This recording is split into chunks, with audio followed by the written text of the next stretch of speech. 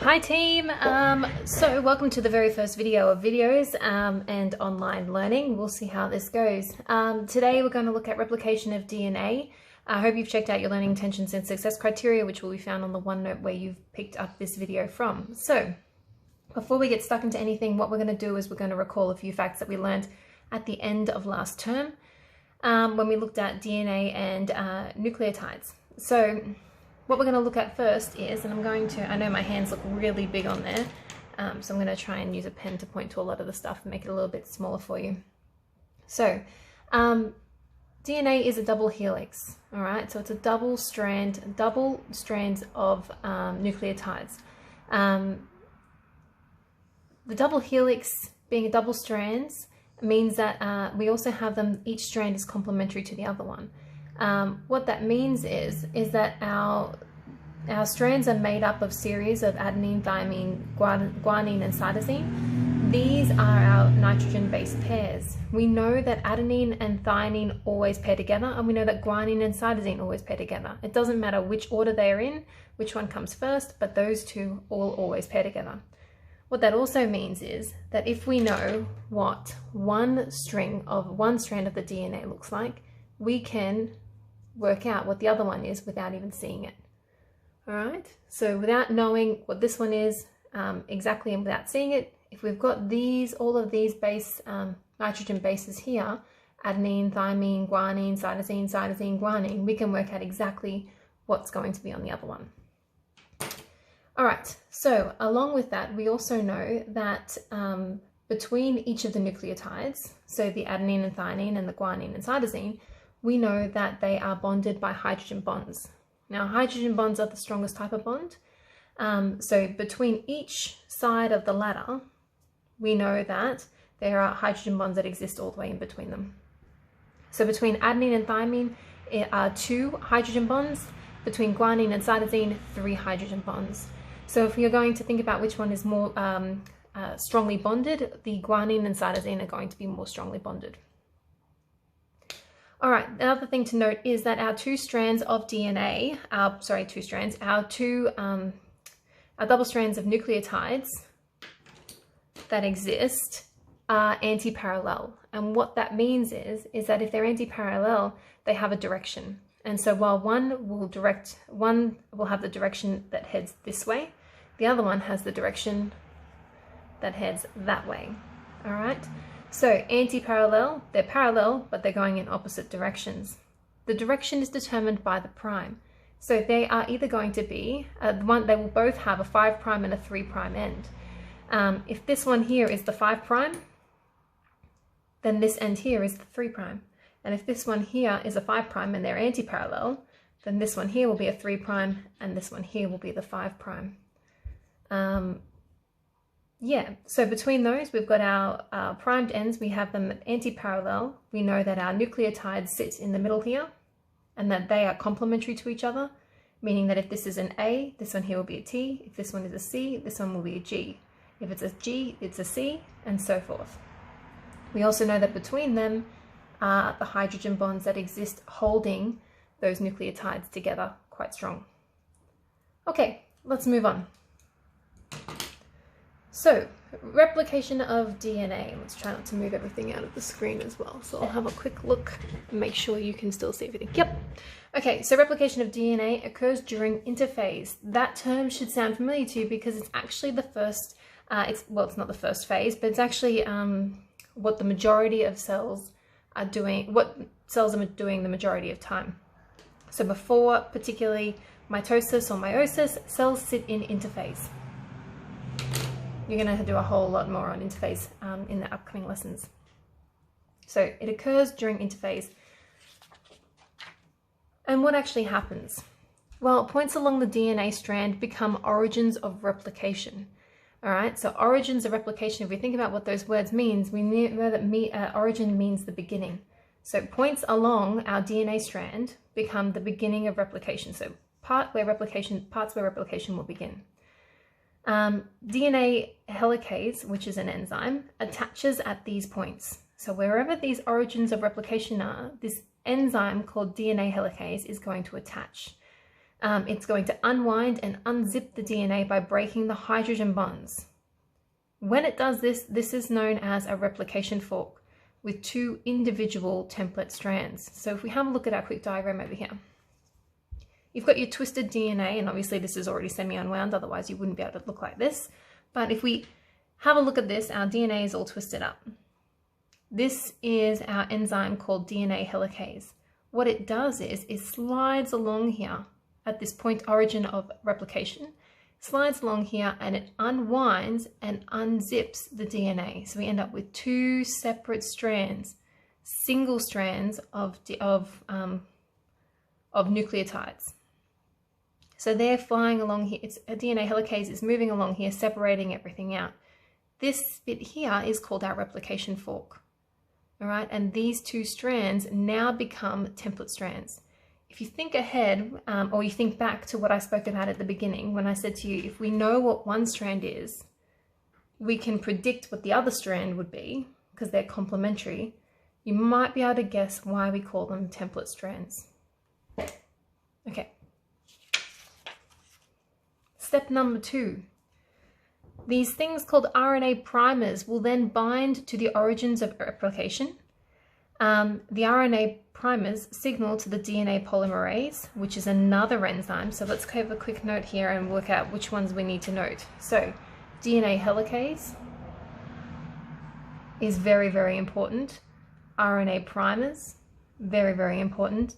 And DNA polymerase, very, very important. So RNA primers then bind to the origins of replication. The RNA primers signal to DNA polymerase, which is another enzyme, where to start assembling the new complementary strand on the template strands. So if we have a look at our diagram over here, helicase is still sitting there and it's unzipping and unwinding the DNA. DNA primers are then being built along the template or the separated DNA strands. So these DNA primers are the signaling points for where DNA polymerase is going to come in and start constructing new DNA.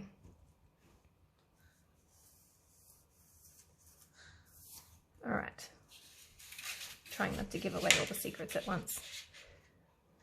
Okay, so step number 3 is where DNA polymerase actually comes along, and it adds the complementary bases to the template strands, starting from the RNA primers and moving from a 3' to 5' direction.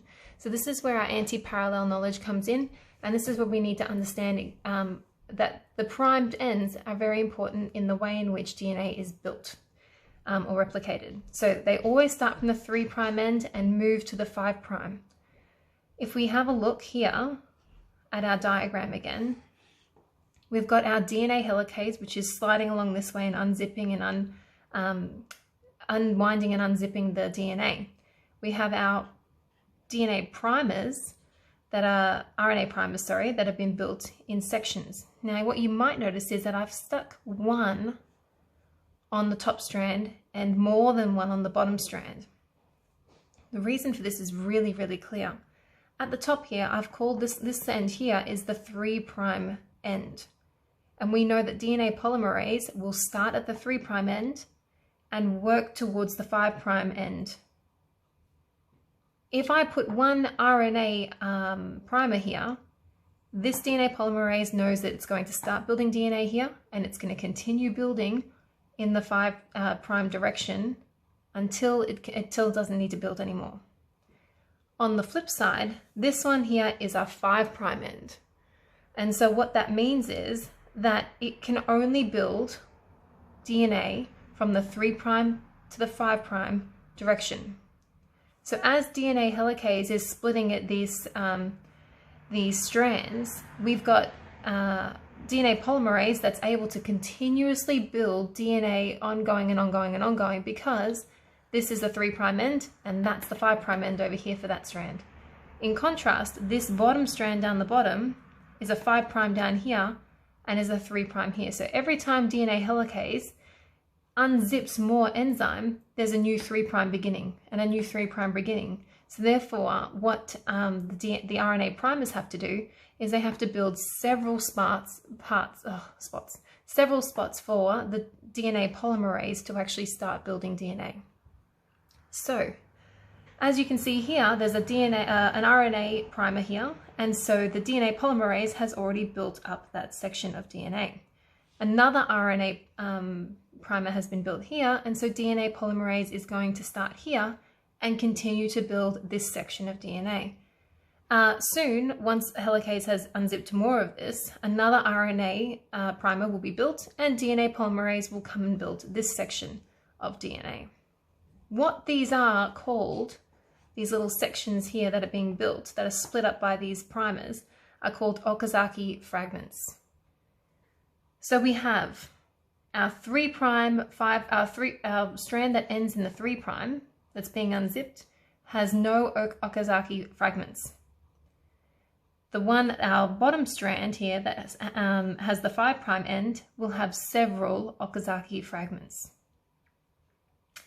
Because of this difference, we have two names for them. These are called, the top strand that is built in one consistent build is called the leading strand, and the one that ends with the 5' is called the lagging strand. And the lagging strand is built up out of several Okazaki fragments. Okay, let's have a quick look over here. Something else to note while we're doing this, and we're at this section, is that because one strand of each of the original strands of DNA replication is being conserved or exists in the new strand, so as you can see, this one here is being built and being built, but this one here is the original strand, and this one here is the original strand. Because of this, and the same one goes in here, the original strand and the new strand, part of that original strand is always being conserved. So this is actually deemed a semi-conservative replication. So if you hear that term, that's what that means. And the last step. So the RNA primers, these little red bits that we've built throughout to help signal where DNA polymerase is going to start, are then removed and they are replaced with DNA by an enzyme called DNA ligase. After the DNA ligase has done its job, we now have a complete replication of the DNA strand. What happens after this is it depends on what's going on in the cell. So if the cell's about to go through mitosis, these replicated DNA strands are actually not going to separate completely. So we're not going to have, I'll see if I can sketch this out for you now. We're not going to have these two big long DNA strands that are sitting inside of the cell. Or if you think about it logically, each strand of DNA is going to form a chromosome. So we're not going to have 46 and then 92 long strands of separate pieces of DNA. What they do is they actually stay connected. So there'll be these long strands of DNA that are replicated. So this strand here is identical to this one here, but they stay connected. When these then shrink and condense for mitosis, what they turn into is, when we talked about how they twist up and twist up and twist up, and we made those diagrams as well, they then turn into your X-shaped chromosomes. If they haven't been through the process of DNA replication, these long pieces of DNA, when they twist up and condense, only condense into chromosomes that are singular. So these ones here, chromosomes that have been, where the DNA has been replicated. These ones here, chromosomes where DNA has not been replicated.